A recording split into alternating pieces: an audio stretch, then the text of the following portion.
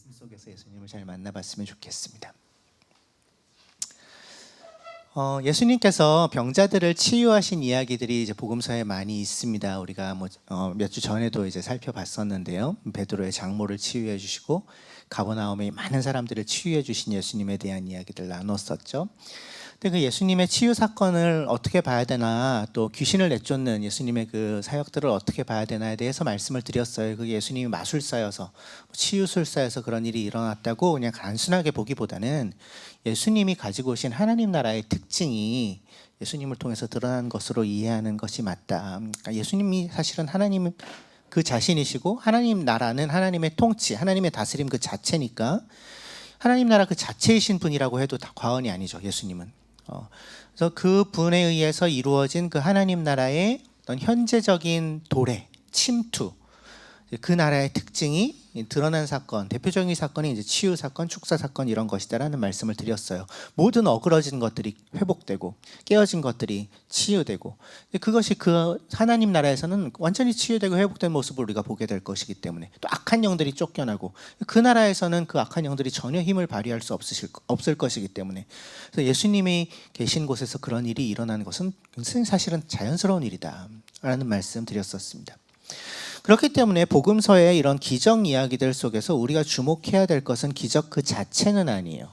어떻게 하면은 이 기적처럼 나도 기적적인 치유를 경험할까, 이런 것이 아닙니다. 우리의 관심이. 복음서 자체도 사실은 거기에 관심을 가지고 있지는 않아요. 복음서의 관심은 그 어그러짐, 깨어짐, 망가짐, 그 아픔, 그런 것들을 다루시는 예수님께 관심이 있어요. 그 예수님의 태도에 시선을 두고 있어요. 이게 이제 복음서 저자들이 가지고 있었던 굉장히 중요한 시각이었다고 저는 믿습니다. 그래서 오늘 우리가 그래서 또 한 사람의 이야기들, 예수님이 찾아가신 한 사람의 이야기를 할 텐데, 이 이야기 속에서 우리가 관심 있게 지켜볼 것도 예수님의 태도입니다. 예수님이 그 한 사람을 어떻게 대하시는가. 거기에 좀 관심을 두면서 본문 한번 읽어보죠. 마가복음 5장 1절부터 20절까지. 지난주 설교 본문이 이제 4장 제일 마지막 부분이었는데 바로 이어지는, 그러니까 지난주에 어떻게 끝났는지 기억나시죠? 네, 바다 저쪽으로 건너가자 예수님이 말씀하시고 중간에 풍랑을 만나고 풍랑을 잠잠케 하신 이야기를 이제 들었는데, 바로 거기에 이어지는 이야기입니다. 그래서 5장 1절부터 20절까지 조금 길지만 그래도 같이 한번 읽겠습니다. 시작. 그들은 바다 건너편 거라사 사람들의 지역으로 갔다. 예수께서 배에서 내리시니 곧 악한 귀신 들린 사람 하나가 무덤 사이에서 나와서 예수와 만났다. 그는 무덤 사이에서 사는데 이제는 아무도 그를 쇠사슬로도 묶어둘 수 없었다. 여러 번 쇠고랑과 쇠사슬로 묶어두었으나 그는 쇠사슬도 끊고 쇠고랑도 부수었다. 아무도 그를 휘어잡을 수 없었다. 그는 밤낮 무덤 사이나 산속에 살면서 소리를 질러대고 돌로 제 몸에 상처를 내곤 하였다.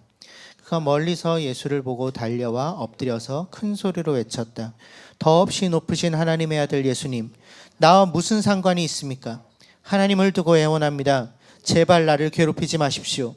그것은 예수께서 이미 그에게 악한 귀신아 그 사람에게서 나가라 하고 명하셨기 때문이다. 예수께서 그에게 물으셨다. 내 이름이 무엇이냐? 그가 대답하였다. 군대입니다. 우리 예수가 많기 때문에 붙여진 이름입니다. 그리고는 자기들을 그 지역에서 내쫓지 말아달라고 예수께 간청하였다. 마침 그곳 산기슭에 놓아드리는 큰 돼지떼가 있었다. 귀신들이 예수께 간청하였다. 우리를 돼지들에게로 보내셔서 그것들 속으로 들어가게 해주십시오. 예수께서 허락하시니 악한 귀신들이 나와서 돼지들 속으로 들어갔다. 거의 2,000마리나 되는 돼지떼가 바다 쪽으로 비탈을 내리달아 바다에 빠져 죽었다. 돼지를 치던 사람들이 달아나 읍내와 시골에 이 일을 알렸다. 사람들은 일어난 일이 무엇인지 보러 왔다. 그들은 예수께 와서 귀신 들린 사람, 곧 군대 귀신에 사로잡혔던 사람이 옷을 입고 제정신이 들어앉아 있는 것을 보고 두려워하였다. 처음부터 이 일을 본 사람들은 귀신 들렸던 사람에게 일어난 일과 돼지떼에게 일어난 일을 그들에게 이야기하였다. 그러자 그들은 예수께 자기네 지역을 떠나달라고 간청하였다. 예수께서 배에 오르실 때에 귀신 들렸던 사람이 예수와 함께 있게 해달라고 애원하였다. 그러나 예수께서는 허락하지 않으시고 그에게 말씀하셨다. 내 집으로 가서 가족에게 주님께서 너에게 큰 은혜를 베푸셔서 너를 불쌍히 여겨주신 일을 이야기하여라. 그는 떠나가서 예수께서 자기에게 하신 일을 데가볼리에 전파하였다. 그리하니 사람들이 다 놀랐다. 네, 방금 말씀드렸던 것처럼 이 이야기의 직전 사건은 이제 풍랑을 잠잠케 하신 예수님 이야기입니다. 그래서 이 이야기가 이제 마가복음 4장 35절 강의 안에 넣어놨는데, 이제 저녁 무렵에 예수님이 제자들에게 바다 저쪽으로 건너가자라고 말씀하시는 걸로 이제 시작되는 거예요. 그리고 오늘의 이야기가 이제 끝나고 바로 이어지는 21절에 5장 21절에 예수께서 배를 타고 맞은편으로 다시 건너가시니 이렇게 이야기가 이어집니다. 그러니까 어떤 그림이에요? 예수님이 가버나움에 계시다가 저쪽으로 건너가자 제자들에게 말씀하셔서 건너오셨어요. 그래서 거라사 사람들이 사는 지역, 이방 사람들이 사는 지역으로 건너오셨습니다. 그리고 이 사건이 일어나요. 오늘 본문의 사건이. 그리고 다시 계시던 곳으로 돌아오신 거예요. 가버나움으로. 그럼 예수님은 이 호수를 왜 건너가자고 하신 것일까요? 제자들에게. 이 사람을 만나러 가신 거죠. 이 일 하나만 일어났으니까요. 건너가자라고 예수님이 하고 나서 말씀하시고 일어난 일이 이 일 하나뿐이니까, 이 사건 하나뿐이니까. 예수님이 만나려고 찾아가신 그 사람은 어떤 사람이라고 얘기하고 있습니까? 뭐라고 설명하죠? 악한 귀신 들린 사람 하나, 이렇게 얘기하고 있습니다. 2절에. 귀신에 대해서 우리가 얘기 나눴었습니다. 두 번째 주인가에 얘기했었죠. 악한 영의 존재. 그래서 이 사람이 보여주는 어떤 행태들은 이렇게 정신질환의 어떤 모습처럼 보이기도 해요. 조현병이라든지 해리성 인격장애, 다중인격 같은, 그렇게 좀 설명하려는 태도들이 많이 있는데, 또 반대 극단에서는 이제 그런 정신질환들조차도 이제 귀신 들림이다 이렇게 판단하는 경우들도 있는데, 사실 둘 다 적절하지는 않습니다. 얘기 나눴던 것처럼 이제 몇몇 악한 세력들이 존재한다라는 것을 이제 우리는 그냥 인정해요. 거기에 대해서는 많이 관심을 가질 필요는 없지만, 성경의 주된 관심사는 그 악한 영 자체는 아닙니다. 그런 것들은 그냥 있는 것이고, 근데 복음사의 관심은 그들을 다루시는 예수님의 권위와 능력에 있죠. 귀신의 어떠함이 아니라. 그 귀신이 어떤 일을 행했냐, 이게 중요한 건 아닙니다. 하지만 이제 그 귀신 들린 사람의 모습들을 좀 볼 필요는 있어요. 3절, 4절 보면 이제 쇠사슬도 끊어버렸다 이렇게 얘기하고 있죠. 그러니까 초인적인 힘을 발휘했다라는 말이기도 하지만 동시에 그만큼 난동을 부렸다라는 이야기이기도 합니다. 또 본문에 보면 이제 아무도 그를 휘어잡을 수 없었다 이렇게 얘기하죠. 4절에. 그러니까 통제가 불가능했다는 거예요. 막 날뛰어서 아무도 그를 통제할 수가 없었다는 것입니다. 그가 이렇게 날뛰었을 때 그를 통제하려고 어떻게든 묶어두려고 애썼던 사람들은 누구였을까요? 아마도 그의 가까운 가족들이었겠죠. 가족들이었을 것입니다. 친지들, 친구들, 이런 사람들이었겠죠. 근데 그 사람들이 처음에는 이 사람을 어떻게 통제하고 제어하고 난동을 부리지 못하게 하려고 했지만 결국 포기했어요. 그래서 5절, 그는 밤낮 무덤 사이나 산속에 살면서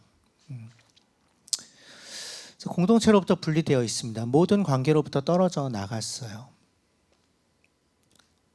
소리를 질러대고 돌로 제 몸에 상처를 냈다. 5절에. 자기 자신을 위해서 막 해치고 있습니다.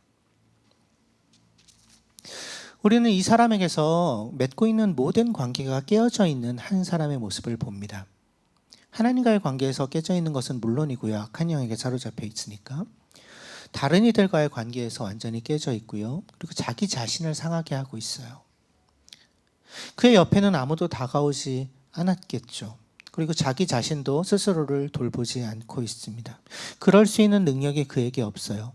그의 몸과 마음은 성한 곳이 한 군데도 없습니다. 그냥 너덜너덜하게 찢겨져 나가 있습니다. 그런 사람을 예수님이 찾아가십니다. 사실 복음서에 기록된 예수님의 치유 기사들을 보면 대부분의 경우에 병자들이 예수님을 찾아옵니다. 날 좀 고쳐달라고, 자연스럽죠. 근데 여기에서는 그리고 직접 올 수 없는 상태에는 누가 대신 오는 경우들도 있어요. 자기의 종이 아팠을 때 이제 백부장 한 명이 찾아와가지고 고쳐달라고 해준 거거나, 딸이 아프니까 좀 낫게 해달라고 부모가 찾아온다거나 이런 이야기들이 있습니다. 어쨌든 예수님을 찾아오는데 대부분의 경우.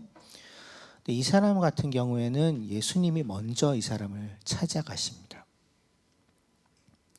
왜 그러셨을까요? 이 사람을 예수님이 찾아가셨을 때 이 사람이 예수님께 달려와서 엎드려 외칩니다. 7절, 당신과 내가 무슨 상관이 있습니까? 제발 나를 괴롭히지 마십시오. 이 반응 또한 예수님께 나를 고쳐달라고 찾아왔던 다른 병자들과는 사뭇 다릅니다.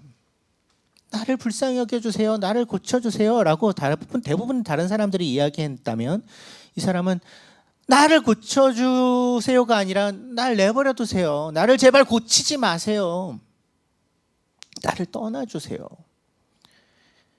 이렇게 얘기하고 있죠. 그때 중요한 포인트는 뭐냐면, 그 이야기를 이 사람이 예수님으로부터 도망가면서 하고 있는 것이 아니라 예수께로 달려와서 그분 앞에 엎드려서 하고 있다는 것이 중요합니다. 이게 어떤 의미일까요? 사람들을 좀 돌봐본 사람들은 알아요, 이게 어떤 의미인지. 사실은 나한테 신경 쓰지 마, 날 그냥 내버려둬라는 얘기가 가장 처절하게 도움을 요청하는 소리일 수 있다는 것을, 내 안에 변화를 기대할 만한 어떠한 힘도 찾아볼 수 없고 기댈 곳이 없고 소망이 없다라고 느꼈을 때, 내 상태 내가 제일 잘 알아, 나는 가망이 없어, 나는 나아질 수가 없어, 그냥 너도 수고할 필요 없어, 그러니까 날 그냥 내버려둬, 이렇게 얘기하는 경우들이 있습니다. 생각보다 꽤 자주 있어요. 나에게 이런 문제가 있으니 나를 도와주십시오라고 말하는 사람은 사실은 굉장히 건강한 사람이에요. 근데 그렇게 얘기할 수 없는 사람들이 너무나도 많습니다. 근데 이 귀신 들린 사람은 예수님 앞으로 달려와서 그분께 엎드려서 날 내버려두라고, 나와 상관하지 말라고 얘기하고 있어요. 근데 진짜 하고 싶은 말은 뭐였을까요? 그의 마음속에 있는 진짜 하고 싶은 말은 뭐였을까요? 나를 좀 도와주세요 였던 거죠. 그게 행동으로 드러나고 있는 것입니다. 말이 아니라. 예수님은 그 마음을 이미 알고 계셨기 때문에 먼저 그를 찾아오신 것입니다. 예수님을 찾아올 수 있는 힘이 없는, 능력이 없는, 그러한 소망을 품을 수 있을 만큼의 힘도 낼 수 없는 이 한 사람을 그 풍랑을 뚫고 바다를 건너서 그 피곤한 몸을 이끌고 일부러 시간을 내서, 그가 예수님을 찾아올 수 없기 때문에 그를 찾아가신 겁니다. 내버려 두지 않으시고 찾아가신 거죠.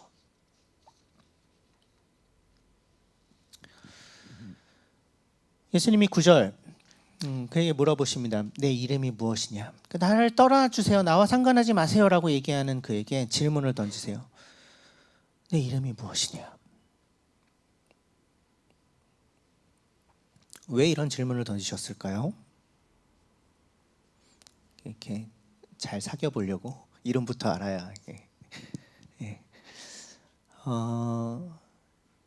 잘 본문을 들여다보면 왜 이 질문을 던지셨는지를 우리가 알 수 있어요. 나를 괴롭히지 마십시오라고 이 사람이 나라고 1인칭 단수로 1인칭 주어를 사용해서 1인칭 단수 주어를 사용해서 자신을 지칭합니다. 나를 괴롭히지 마십시오. 사실 헬라어에는 동사의 이 얘기는 하지 맙시다. 네, 어쨌든 네, 번역본으로 봅시다. 우리 한글로. 네, 나라고 스스로를 지칭해요. 근데 예수님이 네 이름이 무엇이냐? 라고 물어보신 다음에는 이 사람이 자기 자신을 지칭하는 용어가 바뀝니다. 뭐라고 바뀌죠? 우리로 바뀝니다. 1인칭 복수형으로 바뀌어요. 우리라고 자기 자신을 칭하는 존재는 누구입니까? 이 이야기 속에서 귀신들이죠. 군대라고 스스로를 칭하는, 자기 이름이 군대입니다, 우리가 수가 많기 때문에 이렇게 얘기하는.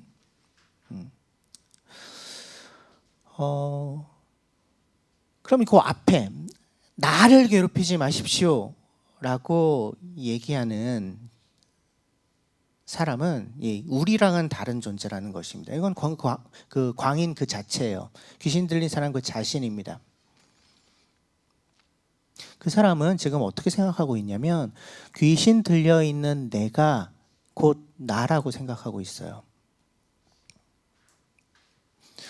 귀신들의 존재와 자기 자신이 결합되어 있어요.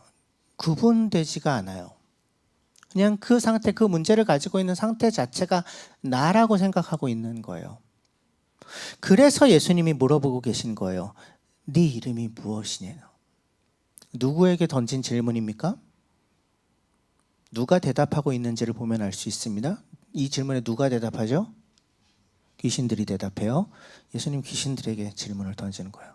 네 이름이 무엇이냐?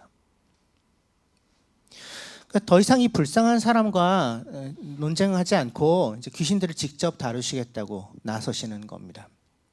이 고대 사회에서 어떤 영적 존재의 이름을 알고 그 이름을 부른다는 것은 그 존재에 대해 지배권을 행사한다는 그런 의미로 받아들여졌어요. 예수님이 귀신들에게 이름을 부르신다는 건 네 정체를 밝혀라. 이제 내가 너에게 지배권을 행사하겠다. 이제 이런 선언입니다. 그러니까 결국 예수님이 지금 이 사람에게 하고 계시는 일은 분리하시는 일이에요. 악한 영에 사로잡혀서 진짜 자기를 잃어버린 그 불쌍한 한 사람과 그를 사로잡고 있는 악한 영을 분리하고 계신 겁니다. 그 문제를 겪고 있는 한 사람과 그 문제를 분리시키고 계시는 것입니다. 많은 사람들이 문제를 겪고 있는 사람들을 대할 때 범하는 잘못이 있어요. 그 사람과 그 사람이 가지고 있는 문제를 동일시하는 것이에요. 너는 이런 문제가 있으니 너는 이런 존재야. 자기 자신에 대해서도 그렇게 생각하는 경우가 많습니다. 많은 사람들이 다양한 것들에 붙잡혀서 살아가요. 다양한 문제들을 안고 살아갑니다. 그리고 그 상태 그대로가 그냥 나 자신이라고 착각해요. 그리고는 절망합니다. 그것이 나니까요. 결코 바꿀 수 없다고 체념해버립니다. 예수님은 우리를 그렇게 보지 않으신다는 것입니다. 예수님이 이 사람을 그렇게 보지 않으셨다는 것이에요. 예수님은 문제 있는 네가 문제 자체야 라고 보지 않으시고 문제는 그 문제고 너는 너야 라고 보고 계시다는 거예요.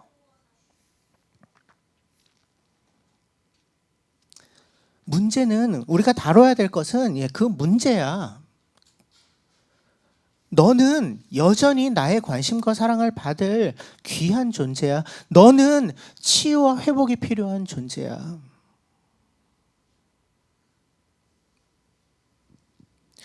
그 문제와 내가 분리되어 있지 않으면 다룰 수가 없어요. 정말 내가 원하는 게 뭔지, 정말 나에게 필요한 것이 뭔지, 정말 나를 위한 선택이 뭔지 보이지가 않거든요. 그래서 예수님이 이 일을 하시는 거예요. 그와 악한 귀신을 분리시켜서 다루시는 것입니다. 악한 영을 직접 대하심으로 그 일을 하고 계신 거예요. 그 결과 이 사람이 온전한 치유, 회복, 온전케 됨을 경험할 수 있게 하기 위해서. 우리는 우리 자신을 어떻게 보고 있나요? 우리에게도 여러 가지 문제들이 있습니다. 오랫동안 끌어안고 있었던 여러 걸림돌들이 있어요. 우리의 인격에 여전히 넘어가지 못하고 있는 장애물 같은 것들이 있습니다. 나의 감정을 올가매어서 자유롭지 못하게 만드는 그런 것들이 우리에게 있어요. 그래서 우리도 근데 그렇게 생각하고 있지는 않나요? 그 문제를 가지고 있는 거가 그냥 나라고 생각하고 있지는 않나요? 나는 결코 여기에서 헤어날 수 없다고 생각하고 있지는 않나요? 우리는 그렇게 착각하고 있을지는 모르겠지만 적어도 예수님은 우리를 그렇게 대하지는 않으신다는 것입니다. 문제와 나를 분리시키셔서 악한 영과 이 사람을 분리시키셔서 문제를 다루시는, 이 악한 영을 다루시는, 그래서 이 한 사람을 온전히 회복시키시는 일을 예수님이 2000년 전 이 사람에게 하셨던 것처럼 지금 우리에게도 하고 계시다는 거예요. 예수님이 너의 이름이 무엇이냐? 그러니까 내가 너에게 대해서 지배권을 행사하겠다 이렇게 선언하시자 이제 이 귀신들은 백기를 듭니다. 뭐 항복할 수밖에 없죠. 더 이상 방법이 없구나. 어떻게 이 사람을 어떻게 이렇게 해서 해보려고 그랬는데 안 되겠구나. 뭐 이렇게 생각했겠죠. 순순히 해서 군대입니다. 우리의 수가 많기 때문입니다. 이렇게 대답해요. 항복 선언입니다. 그리고 나서 이제 바로 간청하죠. 우리를 돼지떼에게 보내주십시오. 이 지역에서 쫓아내지 마시고 당신이 이 사람으로부터 우리를 쫓아내려고 하시는 건 알겠어요. 뭐 이미 예수님이 말씀하셨다라고 기록되어 있잖아요. 이 사람에게서 나가라 이렇게 말씀하셨다고. 오케이, 그건 우리가 거절할 수 없으니 우리가 따를 수밖에 없으니 돼지떼에게라도 들어가게 해주십시오. 이렇게 요청합니다.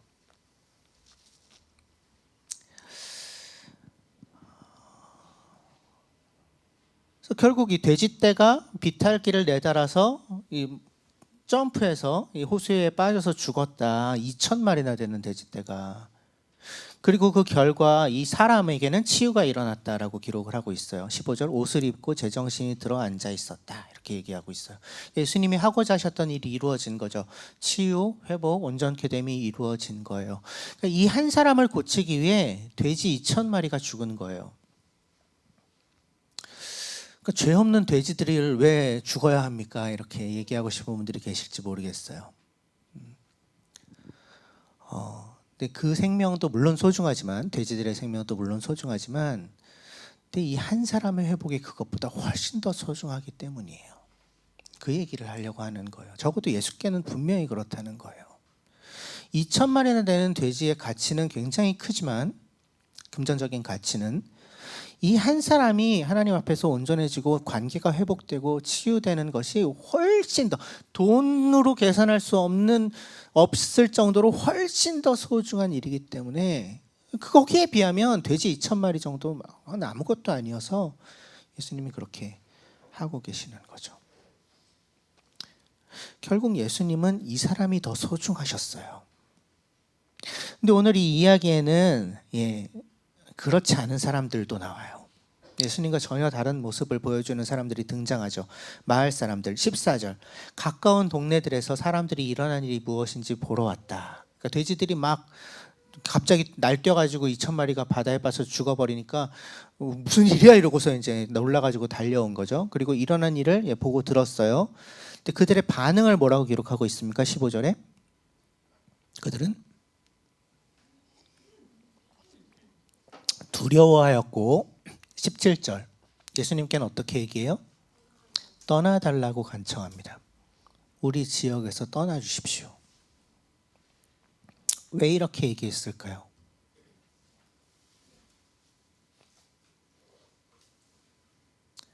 이들에게는 돼지떼가 더 중요했거든요. 돼지를 기르고 있다는 것에서 이 마을이 이방인들의 마을이라는 것은 분명히 알 수 있습니다. 그리고 아마 이 돼지떼는 로마 군대에게 식량을 보급하기 위해서 기르고 있었던 무리였을 그 가축들이었을 가능성이 되게 높아요. 2,000마리는 굉장한 수량이죠. 그냥 일상적으로 소비할 수 없는 분량입니다. 그래서 아마 군대에 보급하기 위한 어떤 하청을 맡은 그런 마을이었지 않았을까 이렇게 추정이 가능합니다. 근데 그 돼지들이 죽은 건 이들에게 엄청난 경제적인 손해인 거죠. 근데 그 대가를 치르고 자신들의 마을의 일원이었던 한 사람이 온전케 되었지만 그들에게는 그것이 그렇게 큰 관심사가 아닙니다.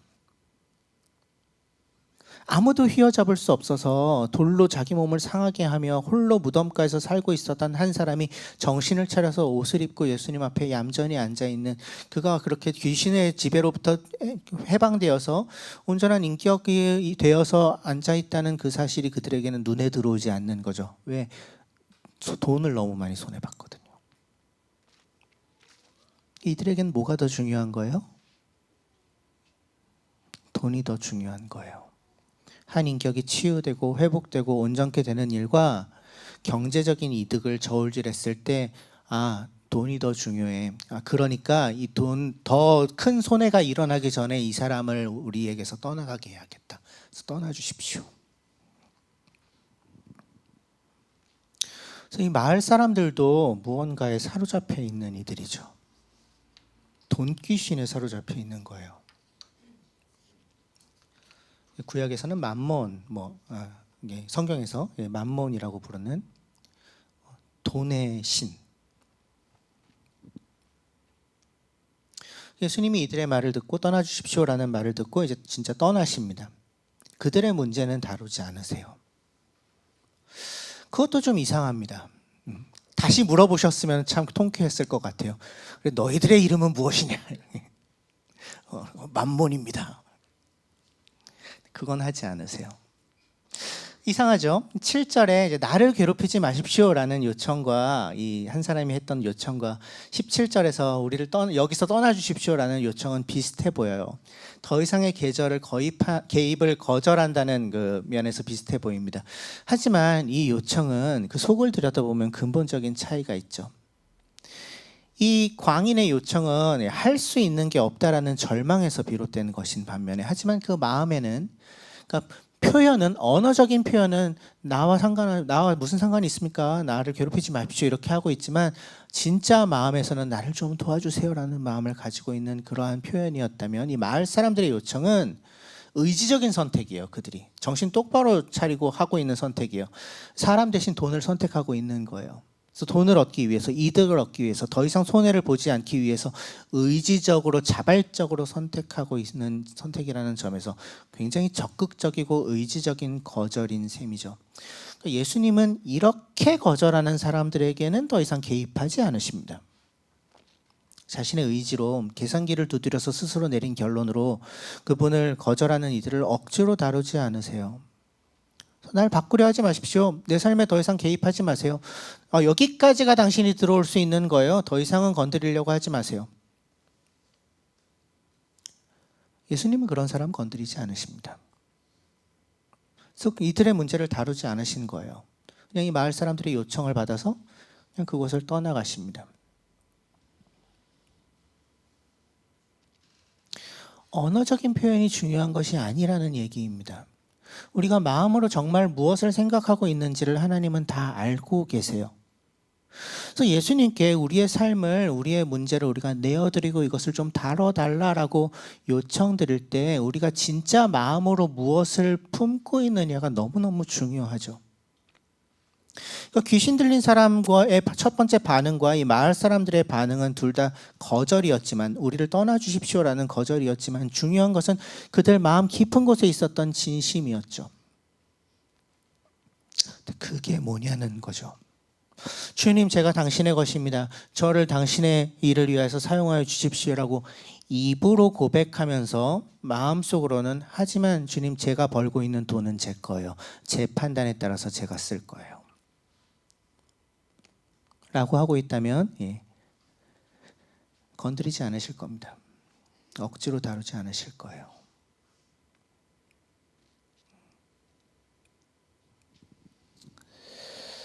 반대로, 주님, 저는 이거는 못하겠는데요. 너무 어려운데요. 이거 못할 것 같은데요. 이렇게 이제 고백을 하지만 마음속으로는 그래도 주님이 굳이 그렇게 하라고 원하시면 뭐 어떻게 해야지, 어떻게 할 수 어떻게 하겠어. 이런 마음을 만약에 품고 있다면, 그렇다면 주님이 개입하실 수 있죠. 마음의 문제입니다. 이어지는 장면에서 또 이상한 모습 하나를 보게 돼요. 18절. 이 귀신 들렸던 사람이 예수님과 함께 가게 해달라고, 떠나게 해달라고 애원합니다. 그때 예수님이 그 요청을 거절하세요. 그러니까 마을 사람들이 떠나달라고 요청했을 때는 두말 없이 받아들이셨던 이 예수님이 이 불쌍한 사람의 간곡한 요청은 거절하고 계시는 거예요. 왜 거절하셨을까요? 예수님, 당신이 저에게 이런 큰 은혜를 베푸셨으니 제가 당신을 따라다니면서 좀 수발이라도 들고 싶습니다. 이런 의미였을 텐데, 큰 문제 없잖아요. 그래라 할 수도 있잖아요. 이미 많은 사람들이 예수님을 따라다니고 있는데. 근데 굳이 거절하세요. 왜 그러셨을까요? 그 이전에 이 사람이 왜 예수님께 그렇게 요청했을까요? 왜 애원했을까요? 제발 당신과 함께 있게 해 주십시오라고. 왜 그랬을까요?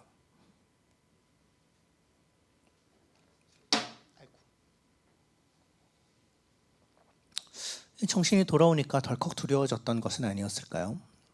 이 사람은 공동체로부터 완전히 분리되었던 사람이죠. 제어할 수 없이 난동을 부렸기 때문에 할 수 없이 쫓겨난 거죠. 이 사람이 아마 폭력을 휘둘렀을 것입니다. 돌로 자기 몸을 상하고 있었다는 거에서 그 사람이 보여줬던 폭력성을 엿볼 수가 있죠. 아마 그렇게 쫓겨나기 전에는 자기 자신을 상하는 게 아니라 주변에 있는 사람들을 상하게 했을 가능성이 굉장히 높아요. 그러니까 쇠사슬로 묶어놓는 것까지 생각을 했겠죠. 못하게 하려고.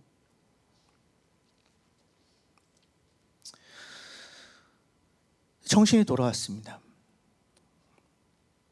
여러분이 그 사람 입장이었으면 어떤 생각이 드시겠어요? 내가 획 돌아가지고 미쳐가지고 내가 폭력을 휘두르고 함부로 대하고 그래서 많은 사람들에게 상처를 입히고 와 거기로 다시 돌아가는 거는 쉬운 일은 아니죠. 그래서 도저히 그 관계로 다시 돌아갈 수는 없겠다. 염치가 있는데 내가 한 짓이 있는데 관계들은 이미 다 깨어져 있는 상태고 의지할 수 있는 곳이 없어요. 없어 보여요. 그래서 나는 치유되었지만 이제 귀신들의 영향력으로부터 풀려났지만 아직도 제가 막막합니다. 주님 저를 좀 데려가 주세요. 그렇게 애원한 것은 아니었을까? 하지만 예수께서는 이 요청을 거절하시죠. 왜냐하면 예수님은 이 사람을 전인격적으로 치유하기를 원하셨거든요. 이 사람의 정신은 나았습니다. 이제 몸도 나아지겠죠. 하지만 그것뿐만 아니라 그가 망가뜨렸던 관계까지도 치유하기를 예수님이 바라셨기 때문에 그를 집으로 돌려보내십니다. 내 집으로 가서 그러니까 네가 상한 몸을 마저 치료하고 돌봄을 받을 곳은 네가 속해 있던 곳 너의 집이다. 또 가족에게 네가 상처 입혔던 그 가족들이 네가 앞으로의 시간 동안 애써서 관계를 회복해 나가야 할 너의 사람들이다.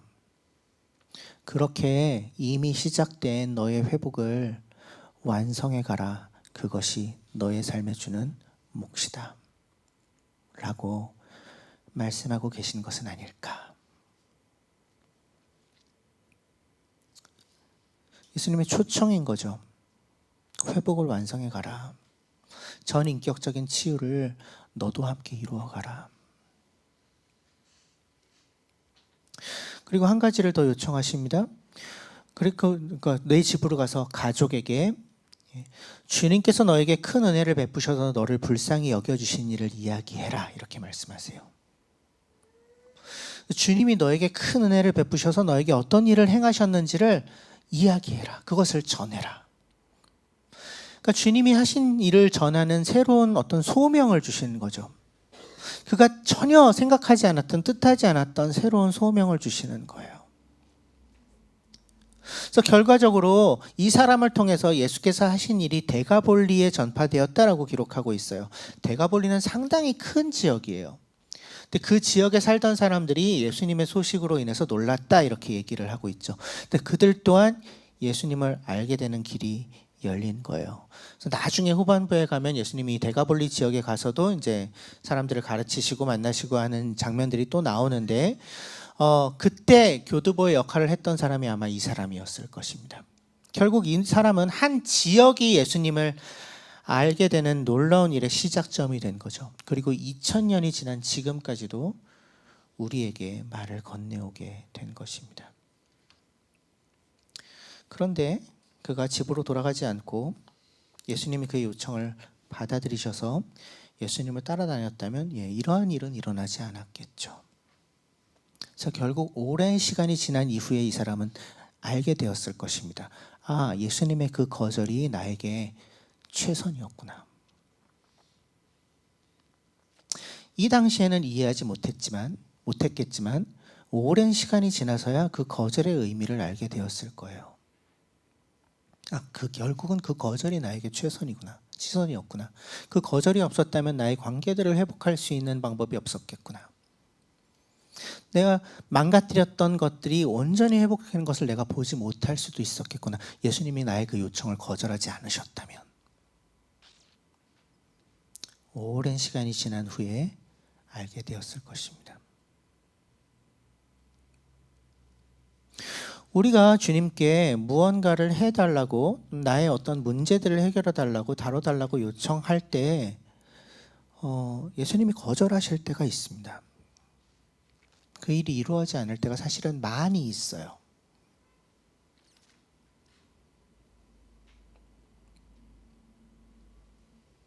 근데 우리는 기억해야 합니다. 때로는 그분의 거절이 우리를 최선으로 이끌어가는 방법이라는 것을요. 우리는 그것을 알 수 없지만, 우리는 지금 그것을 볼 수 없지만, 우리가 보지 못하는 우리의 진짜 필요까지도 알고 계시는 분이 우리의 요청을 거절하신다면 거기에는 반드시 이유가 있을 것이다. 이것이 노라는 대답을 받았을 때 우리가 선택할 수 있는 길이겠죠. 그래서 무언가 하나님께 내가 원하는 것을 구했을 때 아니야, 그거는 아니야, 또는 기다려, 이런 대답들이 주어질 때 우리가 해야 될 일은 그렇군요, 그래도 당신을 신뢰합니다라고 선택하는 것입니다. 사실 그게 진짜 신뢰죠. 내가 원하는 것을 다 이루어줄 때만 믿는 것은 그게 신뢰예요. 그러지 않아도, 그럼에도 불구하고, 내가 원하는 것이 이루어지지 않음에도 불구하고, 그럼에도 불구하고 당신이 나를 이끌어 가시는 이 길이 내가 원하는 방향과는 다르지만 그래도 이 방향이 당신의 뜻이 나에게 최선이라는 것을 나는 신뢰합니다. 왜? 당신이 나보다 나를 더 잘 아시고 내 과거와 현재와 미래까지도 다 꿰뚫어 보고 계시고 나에게 최선이 무엇이라는 것을 알고 계시며 동시에 나를 그 어떤 것보다 사랑하시는 분이시니까 나는 당신을 신뢰하기로 선택합니다. 이게 진짜 신뢰죠. 그래서 오늘 우리는 한 사람을 찾아가신 예수님 이야기를 같이 들었습니다. 그분은 어떤 분이신가요? 모든 것에 절망해 있는 한 사람을 찾아가는 분이십니다. 이제 더 이상 아무런 소망이 없다고, 기댈 곳이 없다고 좌절한 한 사람을, 그래서 그냥 나를 내버려 두려고, 당신이 나와 무슨 상관이 있냐고 울부짖는 그 한 사람을 그냥 내버려 두지 않으시는 분이십니다. 내가 문제 덩어리야, 내가 문제야 라고 자책하고 있는 사람에게 찾아가셔서 그래, 네가 문제야 라고 얘기하지 않고, 아니야, 문제가 문제야, 너는 문제가 아니야, 너는 회복과 치유가 필요한 소중한 존재일 뿐이야 라고 말씀하시는 예수님을,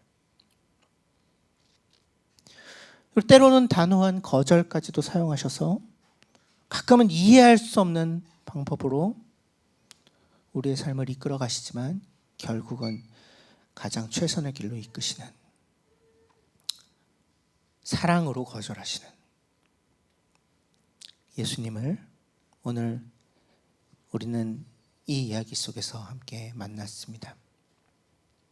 그 예수님이 지금도 여전히 한 사람을 찾아오고 계시다고 우리는 믿어요. 그 예수님이 지금 나를 찾아오십니다. 그분은 내 뜻대로 움직이지는 않으세요. 내 예상대로 움직이지는 않으십니다. 때로는 폐부를 찌르는 날카로운 질문을 던지기도 하시고요. 때로는 단호한 거절로 나를 다루기도 하십니다. 근데 중요한 것은 무엇이에요? 그럼에도 불구하고 신뢰하기로 선택하는 거예요. 지금은 다 이해되지 않아도 결국 그분이 나를 최선으로 이끄신다는 것을 믿으면서 선 긋지 말고, 이건 건드리지 말라고 소리 지르지 말고, 그러니까 내가 손해보는 건 절대로 안 할 거라고 버팅기지 말고, 주님 나를 다루어 주십시오, 당신의 뜻대로. 그래서 힘을 빼고 쥐고 있는 것을 좀 놓고 그분께 나를 내어 맡기는 것, 그 진짜 신뢰가 결국 우리를 하나님이 보고 계시는 최선으로 이끌어가는 열쇠가 됩니다. 그렇게 예수께서 다루시도록 자신을 내어드리는 이들을 예수님은 다뤄가시고 온전한 존재로 만들어 가세요. 그분을 닮은 존재로.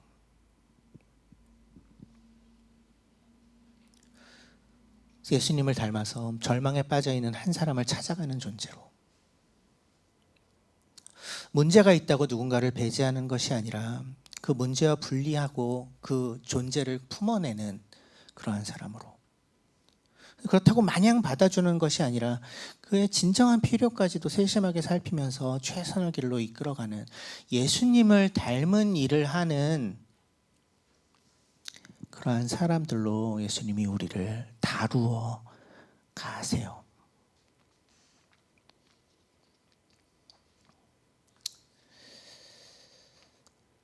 오늘 그 예수님이 우리에게는 어떤 질문을 던지시나요? 네 이름이 무엇이냐 이렇게 혹시 물으실지도 몰라요. 네 이름이 무엇이냐? 진짜 네가 누구니? 정말 네가 원하는 삶은 어떤 삶이야? 진짜 네 필요는 뭐지? 네가 지금 이게 필요하다고 생각하고 느끼고 있는 것 말고 너를 정말 살려낼 네 진짜 필요는 뭐지? 그걸 어떻게 채울 수 있을까? 어쩌면 우리에게도 이런 질문들을 던지고 계실지도 모르겠습니다. 그 예수님이 지금 나에게는 어떤 질문을 던지고 계신가요? 잠시 침묵하겠습니다.